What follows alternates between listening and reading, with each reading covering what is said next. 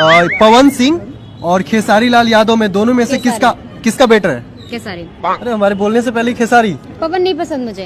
अच्छा, तो भाई लोग ये है अपना हिट मशीन खेसारी लाल यादव का कट्टर और जिगरा वाला फैन, जिसको भाई पवन सिंह देखना तक पसंद नहीं है। सब कदर से हुए हैं फरार, है बच्चा पड़ा लौट के न जाएंगे। तो भाई लोग तैयार रहिए, अब छपरा एकदम ही नहीं जाना है। आप लोगों को पता होगा आज खेसारी लाल यादव का एक बवाल गाने कमर के कमाई का टीजर आउट किया गया अन्नपूर्णा फिल्म से। तो एकदम धुआं धुआं उड़ गया है, इतना हाई लेवल का गाना है क्या ही बोलिए भाई। कल पूरा ये गाना आप लोगों को भाई अन्नपूर्णा फिल्म से देखने को मिलेगा। तो जितने भी खेसारी लाल यादव के फैन है भाई तैयार रहिएगा, ऐसे ही धमाका लगातार होने वाला है। तो दोस्तों मिलते हैं फिर नेक्स्ट वीडियो में। वीडियो अच्छा लगा हो तो लाइक कीजिए, चैनल पे नए हैं सब्सक्राइब कीजिए। थैंक्स फॉर वॉचिंग भाई, लव यू ऑल।